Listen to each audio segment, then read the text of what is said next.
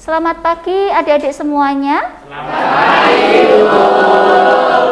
Ya, baik. Adik-adik sesuai dengan pertemuan ya atau kontrak pembelajaran atau rencana pembelajaran semester 3, ya, adik-adik di sini saya diminta untuk mengampu mata kuliah tentang keperawatan medical bedah 1. Ya. Oke.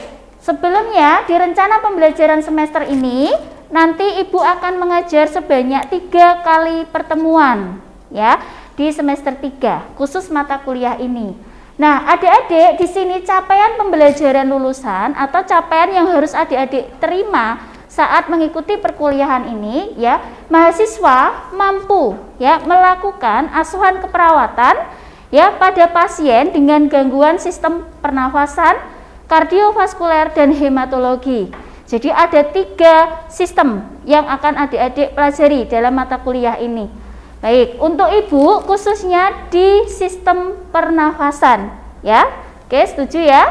Setuju. Baik, untuk capaian pembelajaran ini akan dijabarkan menjadi sikap ya. Jadi di dalam pembelajaran sikap ini adik-adik harapannya nanti mampu ya memberikan asuhan keperawatan kepada pasien, khususnya di keperawatan medical bedah. Oke, untuk selanjutnya ya di sini ada keterampilan umum. Keterampilan umum ini sama. Jadi adik-adik selain adik-adik mendapatkan mata kuliah tentang keperawatan medical bedah, di sini juga ada tentang K3 atau keselamatan kerja ya bagi seorang perawat. Kemudian keterampilan khusus, adik-adik harus bisa saat melakukan asuhan keperawatan ya, adik-adik harus mampu melakukan 5 hal yang utama. Jadi ada pengkajian, diagnosa keperawatan, intervensi keperawatan, implementasi dan evaluasi keperawatan. Ya, masih ingat 5 hal itu? Masih. Oke. Baik, untuk selanjutnya deskripsi atau deskripsi mata kuliah ya, adik-adik. Nah, deskripsi mata kuliah nanti akan saya sampaikan di bawah. Sebelumnya di sini ada capaian pembelajaran mata kuliah. Jadi capaian pembelajaran lulusan itu tadi ada 4, sikap, keterampilan umum, keterampilan khusus dan pengetahuan. Ya, itu 4 secara umumnya. Nah, di capaian pembelajaran mata kuliah ini khususnya adik-adik akan mencapai ya harus mampu memahami sebelum masuk ke asuhan keperawatan, adik-adik harus mampu ya memahami tentang anatomi fisiologi dulu. Ya, setuju ya, anatomi fisiologi pada sistem pernafasan, kardiovaskuler dan hematologi. Khususnya untuk Ibu di sistem pernafasan. Oke, selanjutnya setelah memahami anatomi fisiologi, adik-adik bisa memberikan asuhan keperawatan. Oke, kemudian mampu mengimplementasikan hasil-hasil penelitian. Ya, di mana hasil-hasil penelitian kaitannya dengan gangguan sistem pernafasan. Ya, itu harus mampu. Jadi nanti adik-adik bisa mencari literatur atau referensi dari hasil-hasil penelitian terdahulu. Ya. Oke, baik. Kemudian di keselamatan kerja juga akan dibahas di mata kuliah ini, ya, tapi dengan dosen pengampu yang lain. Oke. Kemudian deskripsi mata kuliah. Apa sih Bu mata kuliah keperawatan medical bedah gitu ya? Jadi keperawatan ini ya membahas tentang keselamatan pasien dan keselamatan kerja perawat. Ya, dalam mengelola asuhan keperawatan ya pada pasien dengan gangguan sistem pernafasan, kardiovaskuler dan hematologi. Oke, bagus, ada 3 sistem ya. Nah, di dalam mata kuliah ini totalnya 5 SKS adik-adik. Jadi 3 SKS teori, 2 SKS praktikum. Maka adik-adik harus melaksanakannya secara teori dan praktikum di laboratorium. Oke. Baik. Nah, untuk dosen pengampu yang mengajar dalam mata kuliah ini ada 10 dosen. Ya. Termasuk salah satunya saya. Di sini saya mengampu mata kuliah ini sebanyak 2 kali pertemuan teori. Ya, jadi ini pertemuan pertama ya, adik-adik kita akan membahas tentang asuhan keperawatan. Kemudian pertemuan berikutnya yang kedua akan bahas hasil-hasil penelitian. Kemudian ada praktikum 1 kali ya nanti di laboratorium. Baik, untuk jabarannya ya di sini ada metode pembelajaran ya. Jadi adik-adik metodenya saat ini kita tatap muka ya. Tidak online lagi ya. Oke, karena sebelumnya pernah terjadi pandemi sehingga kita online. Baik, metode offline atau luring namanya nanti menggunakan media PPT. Jadi selama memberikan materi Ibu akan share untuk PPT-nya ya. Kemudian nanti bisa saja ada audio atau video. Jadi adik-adik bisa melihat videonya ya. Oke, kemudian ada URL. Nah, URL ini adik-adik bisa menggunakan sistem Learning Management System atau LMS atau adik-adik sebut MySiago ya. Nah, nanti di sana ada akses di mana adik-adik harus absen, download materi, ya, kemudian mengerjakan tugas. Oke, untuk selanjutnya, ya, terkait materi yang Ibu sampaikan di sini ada kaitannya dengan asuhan keperawatan pada pasien dewasa ya, pasiennya bukan anak-anak ya. Nah, itu khusus gangguan sistem pernafasan. Di gangguan sistem pernafasan ada berbagai macam jenis kasus ya. Contohnya ada pasien dengan asma, TB paru ya, kemudian ada PPOK, ada pasien dengan COVID juga pernafasan ya. Nah, dalam pertemuan ini Ibu akan membahas satu kasus dulu tentang asma. Ya, mungkin teman-teman sudah pernah membaca sebelumnya. Ya, apa itu tentang asma. Baik, kontrak waktunya ya dalam pertemuan ini ada 100 menit satu kali pertemuan. Oke, kita sepakati? Iya. Baik. Kemudian selanjutnya ya, terkait dengan sumber atau literatur yang bisa adik-adik gunakan ya saat nanti menyusun tugas ya atau membaca referensi ya, bisa menggunakan sumber-sumber untuk buku keperawatan medical bedah. Ya, buku ajar keperawatan medical bedah banyak sekali ya. Contohnya buku yang wajib adik-adik gunakan ya, ada Schmelzer-Beer. Tahu ya Schmelzer-Beer?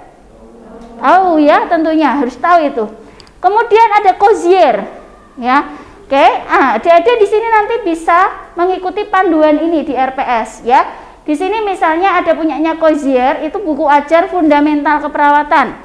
Nah, kalau di fundamental nanti biasanya dijelaskan tentang sistematika, ya, pengkajian sampai evaluasi untuk asuhan keperawatan dan tindakan-tindakan yang dilakukan dalam keperawatan pakai fundamental. Oke, seperti itu ya. Baik, untuk selanjutnya terkait link URL yang bisa adik-adik gunakan, ya, salah satunya dari Learning Management System. Semuanya sudah akses ke sana? Sudah. Oke, baik, nanti adik-adik bisa upload tugas ya, karena di akhir pembelajaran adik-adik akan menerima tugas yang harus dikerjakan ya. Nah, tugasnya apa, Bu? Di sini ada 2 tugas ya. Yang pertama tugas individu dan tugas kelompok. Jadi kalau tugas individu masing-masing mahasiswa ya harus menyusunnya sendiri ya. Nah, tugasnya apa, Bu? Begitu. Di sini adik-adik akan membuat yang namanya pre-planning. Ya, pre-planning atau SAP, satuan acara pembelajaran. Nah, ceritanya ya nanti adik-adik mencari kasus pasien dengan gangguan sistem pernafasan. Ya, misalnya Ibu saat ini tentang asma, ya. Nah, orang asma itu perlu diberikan pendidikan kesehatan tidak, Bu? Iya. Misalnya bagaimana sih asma itu gitu, ya. Nah, di pre-planning adik-adik harus menyusun yang namanya media. Medianya apa, Bu? Nah, bisa lembar bolak-balik, tahu ya? Ya, media untuk pendidikan kesehatan atau edukasi kesehatan atau penyuluhan lah, yang biasanya adik-adik kenal itu. Ya, jadi nanti membuat SAP, ya jelas ya SAP dalam bentuk makalah, di mana itu satuan acara pembelajaran. Bagaimana adik-adik mau memberikan pendidikan ke pasien, ya nanti pasiennya kita simulasi saja ya atau role play. Oke, setuju ya untuk tugas individunya ya? Oke, setuju. Nah, aturan tugasnya ya pengetikan dan lain-lain sesuai dengan yang sudah tercantum ya, menggunakan Times New Roman font 12 ya, susunan makalah SAP-nya. Kemudian nanti adik-adik bisa dibukukan atau dijilid ya. Nah, itu untuk SAP atau pre-planning kasusnya. Nah, di sini asma dulu ya untuk adik-adik. Oke, di tugas kelompok. Nah, nanti untuk tugas kelompok mungkin ya adik-adik bisa berkelompok nih, nanti membagi menjadi 5 kelompok misalnya dalam satu kelas ya. Nah, adik-adik di sini melakukan simulasi atau analisa kasus. Jadi nanti kasusnya beda-beda ya dalam satu kelompok. Misal ada 5 kasus asma ya, TB paru, PPOK, COVID misalnya. Terus ada lagi pneumonia. Nah, nanti dibagi dalam satu kelas ini menjadi 5 kelompok itu, kemudian menganalisa kasus, membuat satu makalah. Oke, setuju ya? Baik. Nah, berarti nanti tugasnya tugas individu terlebih dahulu. Selanjutnya untuk evaluasi. Evaluasinya apa saja Bu yang diperlukan begitu ya? Ketika adik-adik melalui proses pembelajaran ini, tentunya ada ujian. Yang pertama, ujian CBT untuk menilai teori ya. Kemudian ujian di praktek lab atau di laboratorium untuk mengukur psikomotor ya, psikomotor atau tindakan keterampilan ya. Oke, selanjutnya yang terakhir, adik-adik ada tugas. Tentunya tugas akan kami nilai. Ya, tugas akan mendapatkan nilai ya, dan tutorial. Jadi ada 4 item ya. CBT, oke, CBT, teori, kemudian tadi di praktikum, ujian skill lab, ujian OSKA, masih ingat ya? Terus tugas terstruktur dan tutorial. Nah, itu adik-adik yang bisa saya sampaikan untuk rencana pembelajaran semester di semester 3 ini ya, khususnya mata kuliah keperawatan medikal bedah 1. Oke, baik, untuk selanjutnya saya masuk ke dalam materi kuliahnya ya. Saya bukakan dulu untuk PPT-nya. Oke, apakah sudah nampak? Sesuai dengan kontrak di RPS ya, saya akan menjelaskan ya di mata kuliah keperawatan medikal bedah 1. Ya, kenapa disebut 1? Karena keperawatan medikal bedahnya dibagi menjadi 3. Ya. Oke, baik, kasusnya di sini ada asuhan keperawatan tentang asma bronkial. Nah, tentunya apakah adik-adik ada yang tahu apa istilah asma? Silahkan. Sesak nafas, Bu. Oke, ada lagi? Gangguan pernafasan. Ya, jadi betul, yang namanya asma salah satu gejalanya adalah sesak nafas. Betul ya. Jadi ketika adik-adik nanti melihat orang ya dengan gejala sesak nafas secara mendadak atau tiba-tiba. Oke. Nah, asma itu sendiri penyakit yang disebabkan oleh obstruktif ya, sumbatan dalam jalan nafas. Ya, sumbatannya karena apa, Bu? Gitu. Ya, karena orang asma itu ditimbulkan atau disebabkan adanya alergen, adik-adik. Alergi pemicunya. Nah, pada dasarnya penyakit ini sudah diderita yang bersangkutan sejak lahir. Jadi ini termasuk penyakit genetik, ya. Nah, di dalam asma, adik-adik ada asma bronkiale. Kenapa bronkiale? Karena ya, yang diserang di jalan pernafasan itu di bronkiolus. Tuh, ya.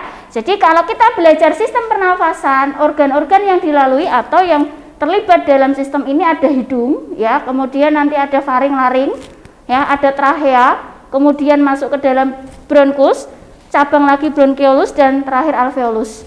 Yang terkecil adalah alveolus. Oke. Nah, ini secara patofisiologi perjalanan penyakitnya ya.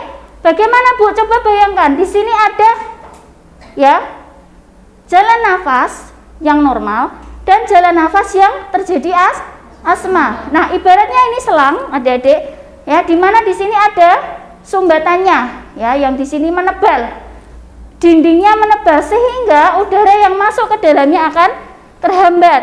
Tidak sebesar ini, dia lancar. Nah, ini disebut ya vasokonstriksi biasanya. Vasokonstriksi itu menyempit, ya, karena ada alergi. Oke, selanjutnya etiologi atau penyebab. Pertama intrinsik, ekstrinsik, ada 2 jenis ya, perlu diingat. Apa itu intrinsik? Jadi intrinsik itu non imunologi, tidak ada kaitannya dengan imun. Karena saya sebutkan tadi bahwa alergen itu pemicu, Dek. Jadi penyakit ini tidak bisa disembuhkan. Dari lahir sampai dewasa sampai tua pasti nggak akan hilang. Cuma kumat atau kambuh atau tidak. Ya, nah di sini untuk intrinsik ada infeksi fisik, kimia, polusi udara, emosi. Nah, adik-adik kalau orang asma ya itu timbul karena emosional ya, tekanan darah tinggi dan lain sebagainya bisa. Ya, jadi biasanya yang paling sering itu karena pemicu cuaca dingin, polusi udara ya, yang paling sering terjadi kambuh. Bu, orang itu teman saya ada asma, ya, dia tiba-tiba habis menghirup debu, ruangan itu berdebu ya, jarang dibersihkan, dia kumat, kambuh. Nah, itu faktor polusi Oke, bagus. Untuk faktor ekstrinsik itu dari luar ya, kaitannya dengan imunologi. Nah, adik-adik misalnya reaksi antigen antibodi ya. Jadi di dalam tubuh seorang penderita asma itu ada reaksi tersebut ya, di mana antigen dan antibodi bereaksi atau muncul ketika ada paparan dari luar ya, maka disebut ekstrinsik. Debu tadi saya sebutkan, serbuk bulu binatang misalnya ya, atau serbuk bunga, nah bisa saja menyebabkan asmanya kambuh. Oke, selanjutnya tanda gejala ya adik-adik, ini ada batuk ya, berdahak. Oke, untuk stadium lanjut di sini ada sesak nafas berat. Kalau orang asma itu sesak nafas berat, dia bisa yang terjadi gagal nafas, bahaya, jadi bisa meninggal. Oke, ini sudah stadium lanjut. Selanjutnya klasifikasi, karena tadi sudah saya jelaskan ya, ekstrinsik dan intrinsik ya. Oke, selanjutnya pemeriksaan penunjang. Nah, di pemeriksaan penunjang, adik-adik kalau orang asma itu butuh apa, Bu? Ya, butuh diperiksa adanya radiologi yang paling utama. Bagaimana? Ya, ronsen. Hasilnya itu ada penyempitan atau tidak? Bisa dilihat dari situ. Oke, kemudian sputum. Kalau sputum biasanya ya orang asma juga menimbulkan atau ada dahak atau sekret, tapi tidak selalu seperti itu, ada yang tidak. Oke, selanjutnya komplikasi. Nah, kalau asma tidak segera ditangani, akibatnya apa, Bu? Salah satunya ini yang paling bahaya, gagal nafas. Ya, gagal nafas, orangnya tidak sadarkan diri. Ya, biasanya sudah bisa masuk ke ranah kritis. Gitu ya. Oke? Baik. Sekarang simulasi asuhan keperawatan. Di sini ada kasus misalnya seorang pasien ya datang ke IGD ya dengan serangan asma. Nah, saat itu diberikan perawatan oleh perawat ya, airway breathing sirkulasi, nanti masuknya di gawat darurat karena ini KMB ya. Oke, di situ nanti pasien mendapatkan perawatan yang pertama pastinya adalah penanganan sesak nafasnya. Ya, pasien pasti diposisikan semivolar dan lain sebagainya ya. Nah, di sini pengkajian itu adik-adik ada pola fungsional yang harus dikaji. Terutama yang berkaitan dengan asma, adik-adik ingat bahwa ada aktivitas ya, itu pasti akan terganggu. Orang sesak aktivitasnya akan terganggu. Oke. Selanjutnya ya, di sini ada stres yang penting. Karena orang asma tolong hindari stres karena itu bisa memicu lebih parah ya. Oke, selanjutnya pemeriksaan fisik yang penting adalah pemeriksaan fisik paru. Ya, inspeksi palpasi perkusi. Yang khas adalah auskultasi. Apa bunyi auskultasi nafas pasien asma? Wheezing. Betul sekali, wheezing namanya ya. Oke, next, selanjutnya hasil laboratorium. Nah, ini juga penting ya, karena ini nanti ada indikasinya juga untuk ke gagal nafas. Oke, diagnosanya apa, Bu? Ya, kalau orang sesak biasanya bersihan jalan nafas, ada pola nafas. Sesak itu pola nafas. Bersihan kalau ada sumbatannya, Dik, karena bronkospasme. Tanda gejalanya ada dahak, sputum, itu di nomor 1. Kalau sesak saja, maka dia pola nafas. Paham ya?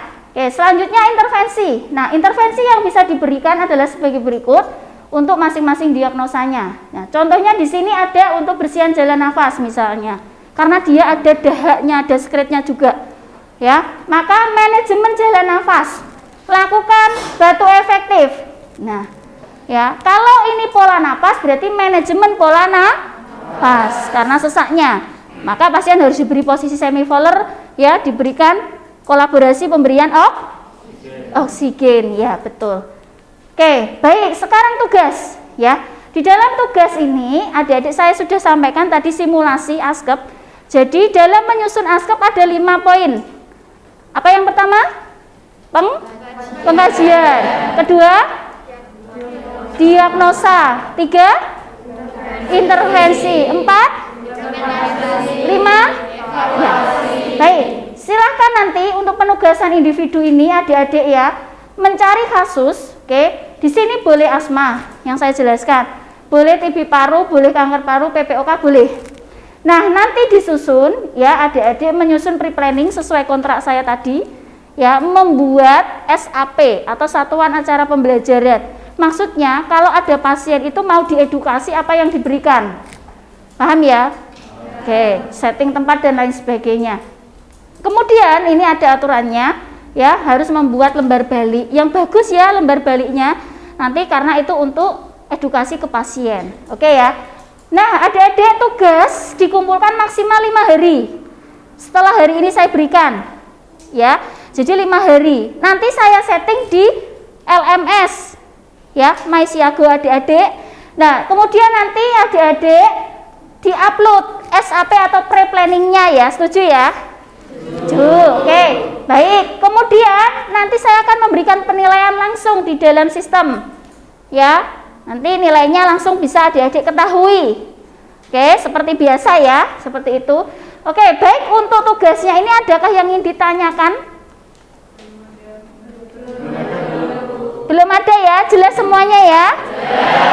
Oke, baik, kalau jelas adik-adik terima kasih ya sekali lagi sudah ikut dalam kuliah saya ya tadi tentang asma atau asuhan keperawatan pada penderita gangguan sistem pernafasan ya.